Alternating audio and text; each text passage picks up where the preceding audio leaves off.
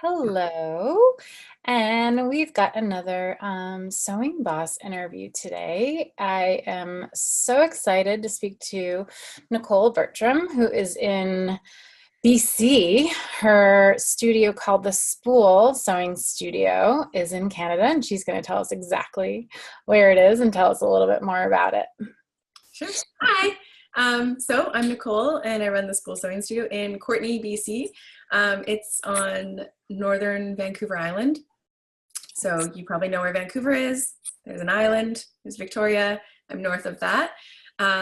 It's a smaller size city that's sort of nestled beside a town and a village. It all comprises the Comox Valley.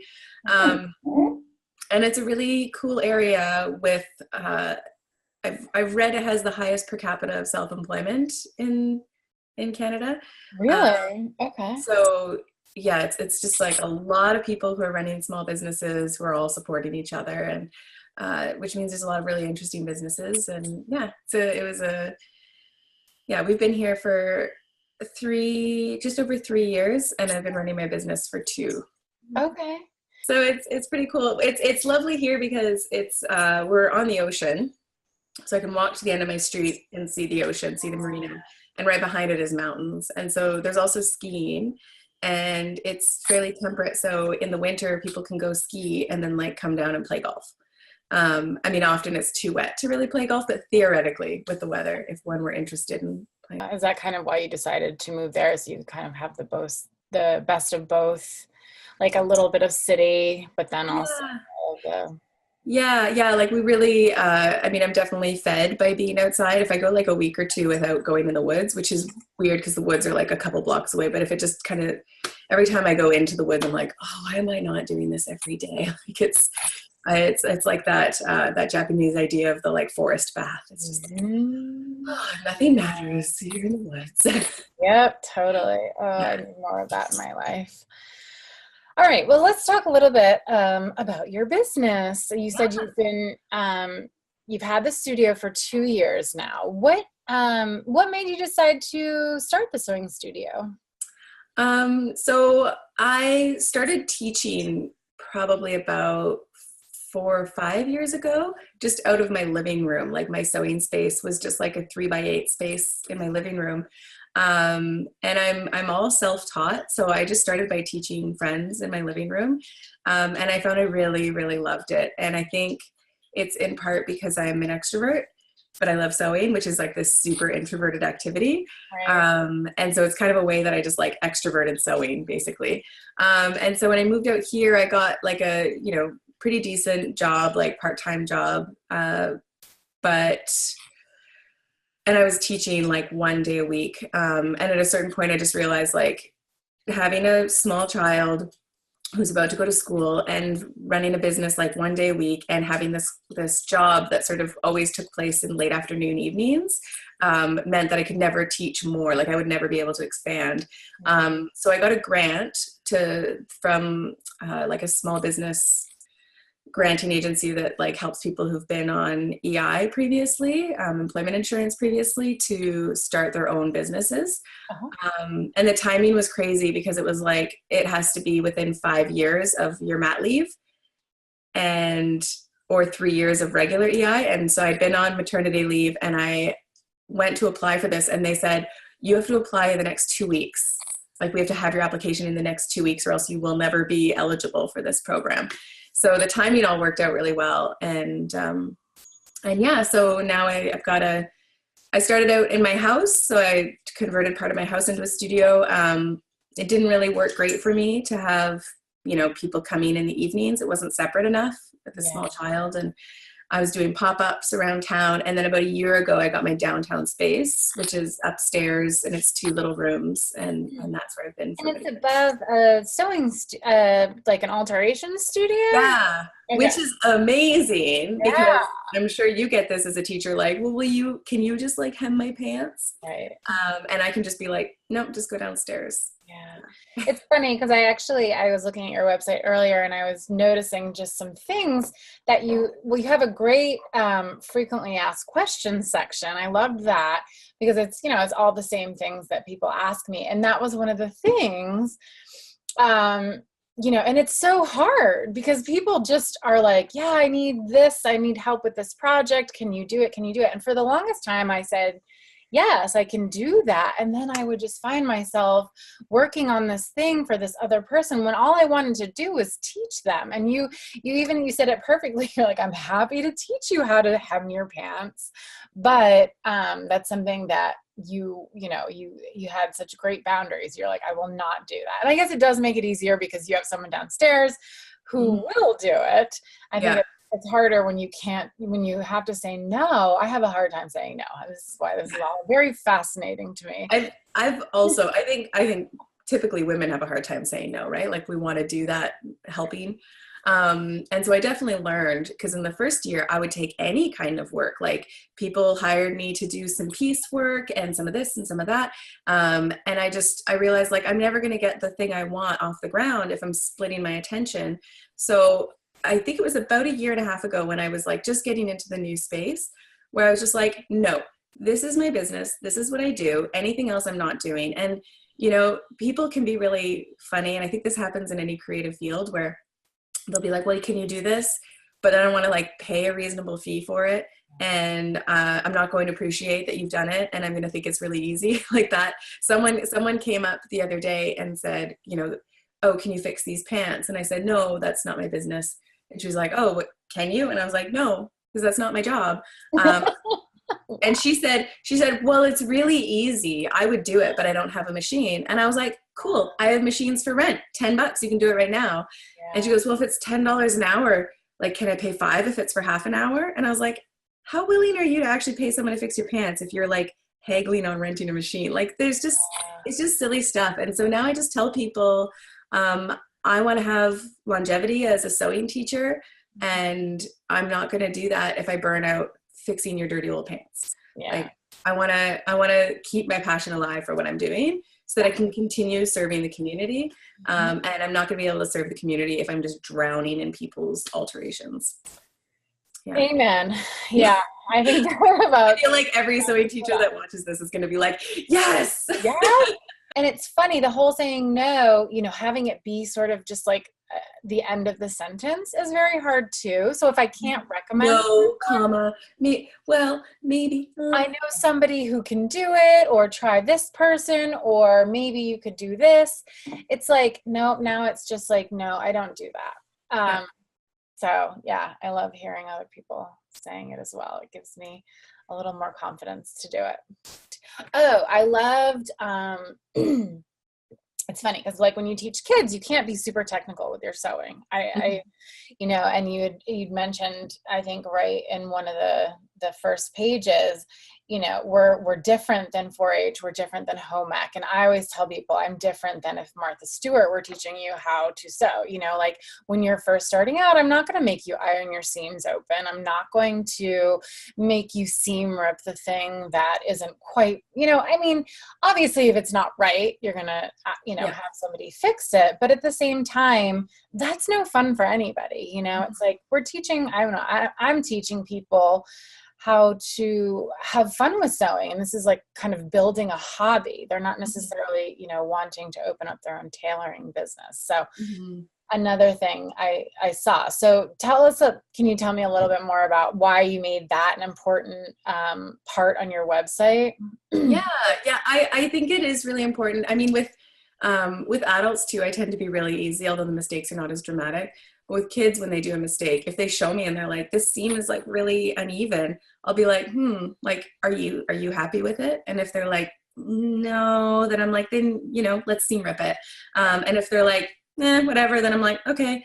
But I think people would sort of bring ideas of what they thought maybe their kids would make sometimes. Mostly not, but it does happen, like when you put your kid in piano, you probably want them to come out like playing a song within a few months or whatever. Fair enough. But often the projects that kids make are like, to be frank, like they're sloppy and they don't look like Pinterest. But they love them. But they had so much fun. So it was really important to me to like communicate to parents, like, don't expect it to look like the Pinterest thing. It's going to be the thing that your 7-year-old made. Like, it's going to look like a 7-year-old made it. They're not going to cut perfectly straight.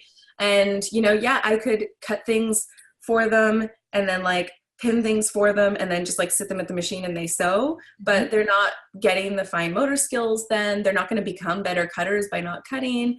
So it's really good lessons for them to learn that like it's not as easy as it looks. Right. And it's really good for parents to not expect it to be perfect. I talked to a pottery teacher who said that, you know, she had someone who dropped their kid off and was like, all right, you're going to have a mug by the end of the month, right? And it's like, it's super hard. You're just going to have like a bunch of lumps, basically. And there used to be a studio here, like an art studio, where teachers would actually like, it was built into the policy of the studio that teachers would like fix if it didn't look right. So a kid could be painting and the teacher would come and like redo the nose. And that takes like all the pride and ownership. I know, takes all the pride and ownership away from that kid. So I'll help them when they need a bit of help. I'll give them little tricks and tips, but mostly it's just like, if your thing looks crazy, that's fine. Yes, and that's sometimes what they look a little crazy.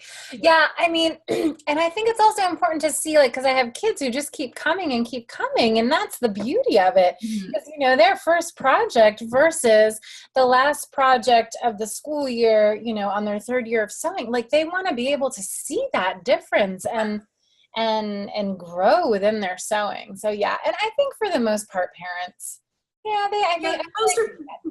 most are pretty into it. Most of them, like, it's like they know their kids are there for like a creative experience, and they're not going to come out with something perfect. It happens sometimes, but I just feel like if I can be explicit about like all the things they're going to get out of it, other than a perfect project, then it just reduces. Then someone who's like a perfectionist, who's like a perfectionist of their kids, they're less likely to register their kids with me because I'll be like, this is probably not the right fit unless you want the kid to have fun.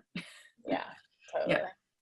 Yeah. What do you do for adults? I find that, you know, I tend to have the same attitude when I'm teaching adults, but yet it's a little bit different, but at the same time, it's not. I mean, do you, you know, you do have some adults, I think, I at least have adults that walk in and they're very adept, even though they've never sewn, maybe they're really good with their hands and they want to learn that way. Do you adjust your teaching style to accommodate people like that? Yeah, for sure. I mean, I get, so I'll usually have like 6 new adults a month. And then some of them will come right back for like 3 more classes and some of them will come back a few months later. And there will usually be like kind of a cross section where there's like a few people who are just like super terrified and timid. And then you get to see them be like, I made a thing. And I love that. Yeah. And I'll see people who like, you know, they'll be like, I care 60%, like they're interested in learning, but they're not going to stress out. And then I'll see people who are like, this is 1/8 of an inch off. Is that going to be okay? And I'm like, well, it's a pillowcase. So like, are you framing it or like putting a big fluffy pillow in? Like, it's okay. So I try to like teach the best way, but with like absolute freedom to just be like as careful about it as you want. And I also try to teach people to know what kind of sewer they are. Like I have a woman who, I just posted her, so you probably saw her, but she has been sewing for 6 weeks and she's made 3 shirts and a skirt. She's making a cardigan. Oh, I did see that. Yeah. And foundations. Like she's just like gone whole hog into it. I love that. It is amazing. So she is like obviously super committed to learning to sew and to making her own wardrobe, but she also knows of herself that she doesn't want to like be super perfection over her like pinning or her ironing. Like she finds that stuff tedious. So she's not going to make really complex garments because she just doesn't want to. She wants really simple garments and she wants the process and she wants that quick satisfaction of making things. And so she's like, I'm not a perfectionist. It's fine. Like if the hem's a little off, it's okay. But at the same time, I see herself pushing and like, you know, taking things out when they're not great, but she's going easy on herself. And I really like that. But usually like, especially in my foundations class, the beginners, I'm usually like, the stakes are really low. Like think about the state of the world. Do you think it really matters if your pillowcase isn't perfect? And they're like, yeah, good point. Like, oh my gosh, you bring it down to the state of the world. I love it. Yeah, it's like, I'll try that now. Oceans are rising. Like, come on, it's fine. It's a pillowcase. Yeah. Oh, that's great. Do you, what kind of a sewer are you? Are you the type of sewer that kind of has that same attitude? Because I definitely am. Yeah, I like to have a mix because I do like to have sort of really technical project. Like I'm making a button-up shirt, the Fairfield button-up by Thread Theory. And so, that's collar stands and collars and cuffs and plackets and lots of fussy little things. So I like working on those like technical things that sort of push me and make me think, and I have to be careful. But at the same time, like I don't really get into like tailoring the shirt to be a perfect fit for my husband because I'm like, no, he's fine. It's straight medium, it's fine. And then if I find myself getting frustrated when I'm doing a fussy little bit, then I'll just like whip out a t-shirt or something. So because I tend to dress in really basic clothes, that's what I make.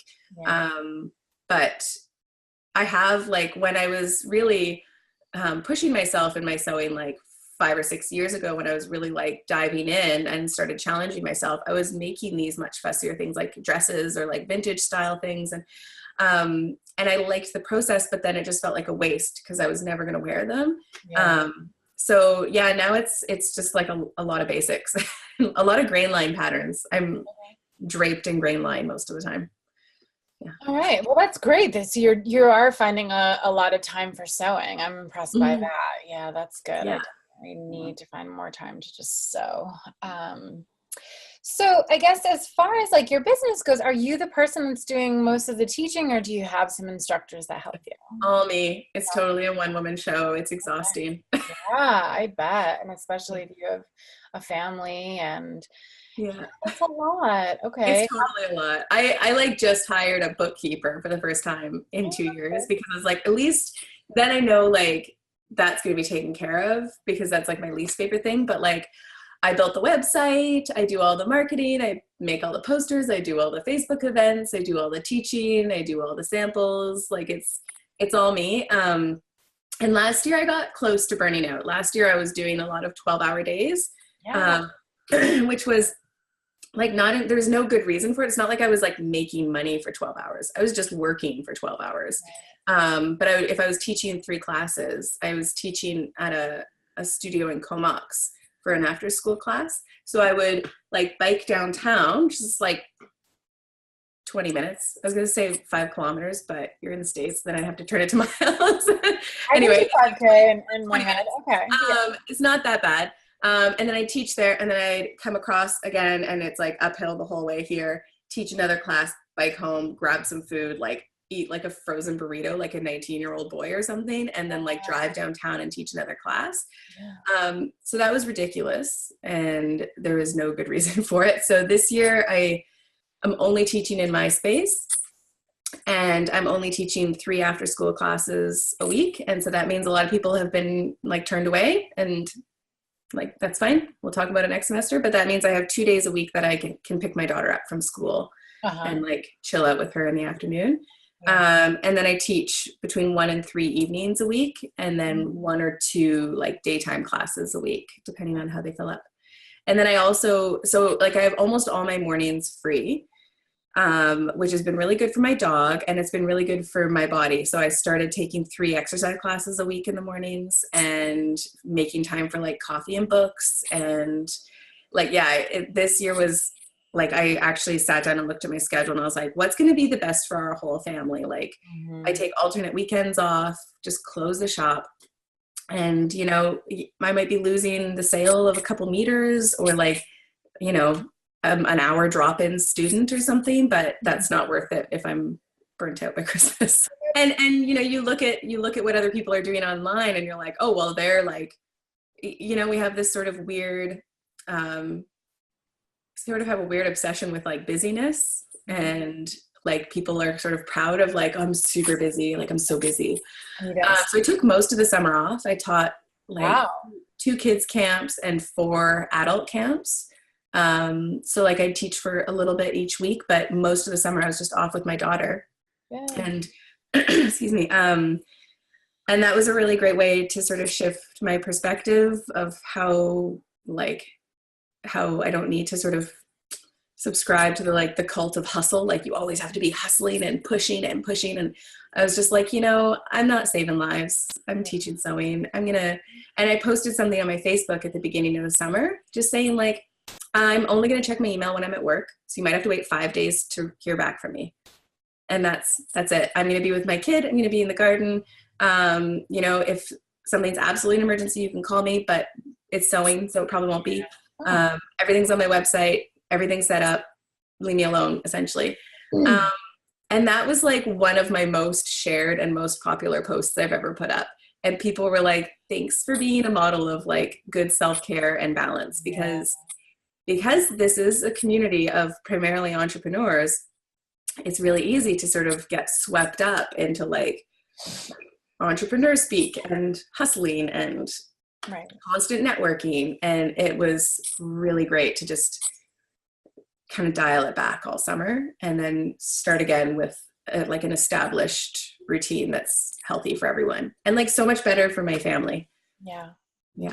Is there a reason that you don't hire somebody else to maybe cover some of the time that you're not there? No, I was actually planning on hiring someone for this fall to teach some of the kids classes. And then the woman I was going to work with, she ended up taking a full-time teaching job at the school. And so that just didn't work out. So like, I'm definitely open to that, especially for the like after school kids classes, because I think we could fill up 5 days, but it also seems like I get a lot of demand and then like relatively like comparatively low registration, because maybe this is everywhere. Maybe it's just here and I just noticed it because my daughter entered school when we moved here, but like kids have like 1,000 activities. So they'll be like, oh, I want a class for a 10-year-old. And I'll be like, cool, I have a class for a 10-year-old on Tuesday. It still has space. And they'll be like, oh, well, she has dance on Monday, Tuesday, Wednesday, Friday. So do you have anything Thursday? And I'm like, no, I don't. Like later. Yeah. Oh, yeah. Yeah. So I could teach like half empty classes every single day. But I'm not willing to do that. So, so definitely it's in the future, it'll come up. I'm hoping to have someone. You're basically as busy as you want to be, it sounds like, for you. Yeah, I could be a little busier. Like definitely like I intentionally pack my schedule with more classes than I think will fill, because I never know what class at what time is going to run. So I like put up a whole bunch, and then a month before anything that's not going to run, I just make it disappear. So it's just like, I don't say like, I'm canceling it. I'm just like, it disappears. No one knows. It's so funny you say that. I literally did that this morning for a class starting on Monday. I'm like, there's just not enough right now. And so it's just, it faded away from the schedule. And then if people are like, didn't you have it? No, you must have been mistaken. All my classes are full. Yeah, no, I mean, like I also had a class where it's like, I'd rather have no one register than have like one person register. Oh, that's the worst. Yes. Because my policy is 3 people, a minimum of 3 people, but I do actually end up running classes with 2 because that's where it's at, especially with daytime classes. But yeah, I had one where it was a woman who has taken classes with me before and bought fabric and stuff. And she sent me an email saying, do you have more of that bamboo stretch? Like I want to make some more leggings. And I was like, yeah, actually I have to cancel that class you're in. So why don't I just apply it as a credit to some fabric? And like, great. So then she came and picked up the fabric and then registered for another class right away that she knew was going to work. So people are like pretty happy to support me, and that's really nice. So I don't feel too embarrassed when I'm like, I have to cancel. I think it's something that it just happens, you know. And you know what I always do too is if I can't do something like that, I'll give them the credit and then add to it, so that a little bit more the next time they register. And then usually people are fine with not, asking for the refund, which, I'll give them. Obviously, I'm not running the class, but you can kind of get them into a different class. That's always better, right? Yeah. Yeah, it's funny because I have to remind myself, and then my husband has to remind me too, when I'm like, I just had to cancel 5 classes. He's like, you intentionally put like way more classes than you actually wanted. Like if you were teaching that many, it'd be too much. So I definitely wouldn't mind like a little more registration. I do feel like that's where I sort of stress out and feel like I need to hustle, is like getting the word out there. And I made the mistake of putting all my events for like September to December on Facebook at once. So that people were like, dude, you just flooded my feed with events. And I was like, oh, because, they were following me. And so they saw like 30 events all in one day. They were like, that's all I saw. And I was just like, oh man. So now I'm trying to like put them up like sort of space it out a little bit more. And like right now I'm going through and just like switching out like ones that I'm like, you know what, that November class, I can tell it's not going to run. I'll delete that and put up a couple little 1-day classes that are like just short little, like a tote bag class or whatever. And so I'm putting those up now, and yeah. So you find me, you're the second person that I've talked to. I never put Facebook events for my classes. I always just kind of like felt like it wasn't helpful. But then someone else the other day said that's one of the best ways that they promote their classes. So maybe, I don't know, maybe Facebook events has changed, but I just feel like no one would see it. And yeah, people have to be looking for it for sure. Like it doesn't, but one of the things I like about it is like you saw on my site that the adult classes are separated by type of class, and then you have to go into it to see the date. So there's like certain functionality I'd love to get out of the site that I'm not getting yet. Like I'd love to have a calendar feature where it's really clear, but that's like getting a calendar on a website or on Facebook is literally the most difficult thing that I can do, which, you know, that's, I guess shows how easy my life is right now, but it's like, this is the worst thing in my life. So it's a way that people can be like, okay, let's see what Nicole has happening in October. And they can just look at October and then click right into the link and buy the ticket. But I mean, people don't read the website. You're probably only the second person to have read the frequently asked questions. Like any way that I can make it easier is good. And there was one class last month that was like a 1-day baby leggings class. And I had one person registered in it on the Sunday before, and it was on a Saturday. And I was like, oh man, I'm going to have to cancel this class. And then I looked and realized it didn't have a Facebook event. So I created a Facebook event.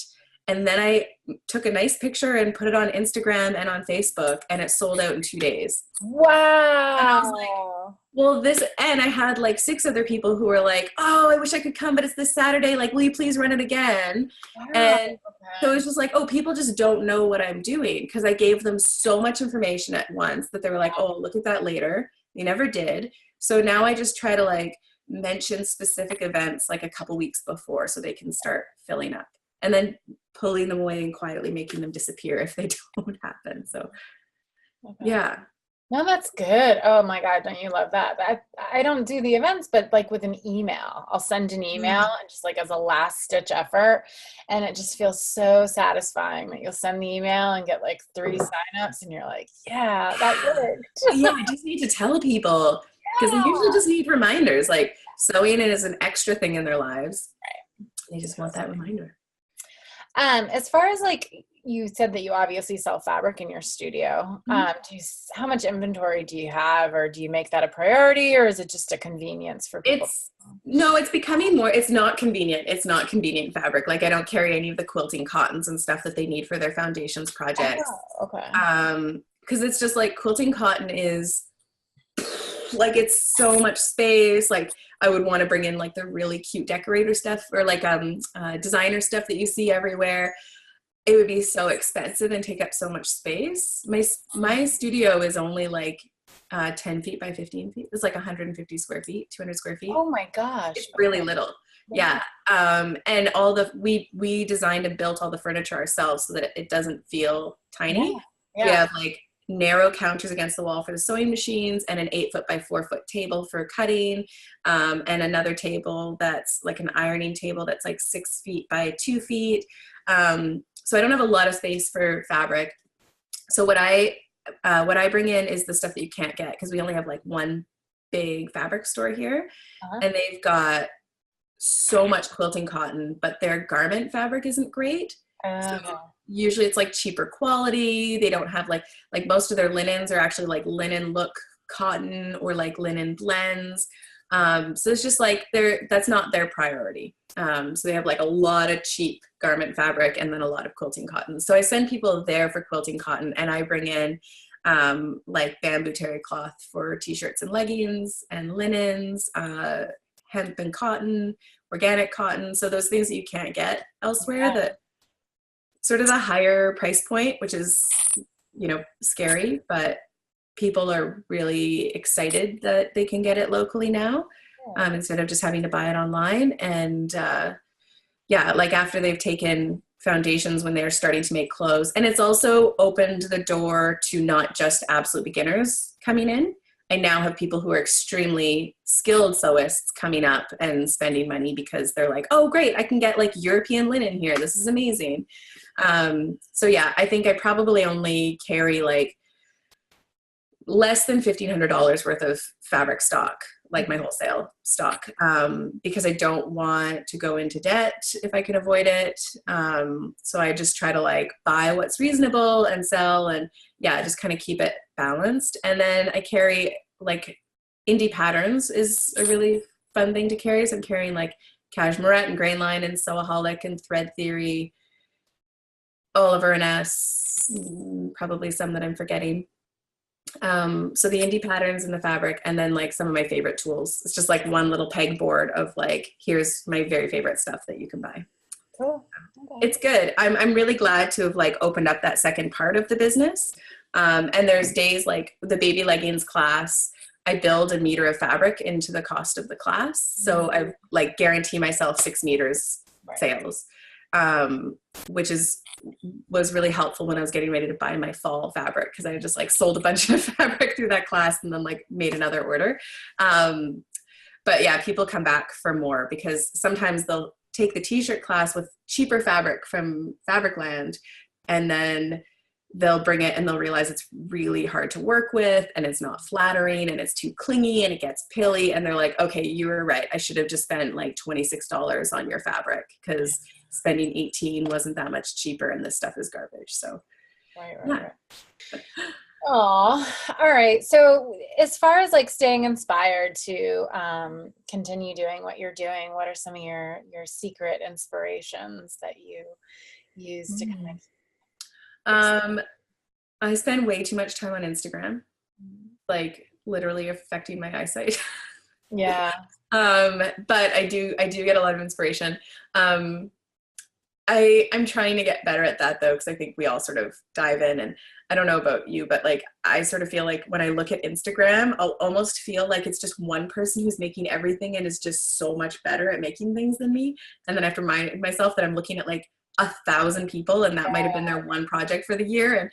And but I'll just have this like, oh, everyone's doing cool stuff feeling.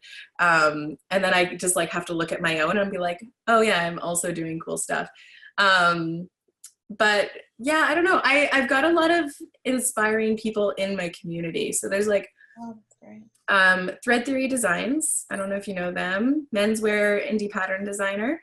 I've heard the Seamwork podcast about them. Yes. Yeah. So Morgan, who owns that with her husband Matt, she's one of my best friends and lives here. And we became friends because someone told me like, oh, I met this person who designs patterns, and it was before I moved here. So I like looked her up and like internet stalked her and sent her an email that was like, I'm moving to where you live and we're going to be friends. And then it turned out really well, and so we become really good friends. So she and I do like periodic sewing nights to kind of get inspired, and like, you know, maybe we'll pick the same project and we'll work our way through it. I have a friend here who's a clothing designer who works with beautiful linen fabrics. I've learned so much about fabric and linen from her, and that's really inspiring. Yeah, and then like online, I'm always inspired by like Grainline Studios, and I just brought in some of the cone denim from the States, and so I'm going to make some ginger jeans with those soon. And yeah, and then I like to just find like stupid little one-day quick projects too, which like I'll try out, and then if it works, I'll use the patterns for kids, so like free patterns. I've never used Pinterest. I've like tried a few times and just like I can't do it. I want to spend my life doing that. So I usually like will Google things minus Pinterest, so I don't kind of end up in a rabbit hole, and just like find cool projects like that. So yeah. Awesome. Well, thank you so much. It was such a pleasure to talk to you and hear about your part of the world too. That's the best part about this, is just to hear where people are and what they're doing there. So I appreciate you taking the time to chat. Yeah, it's my pleasure. Keep in touch. All right. All right. Thank you so much. All right. Bye.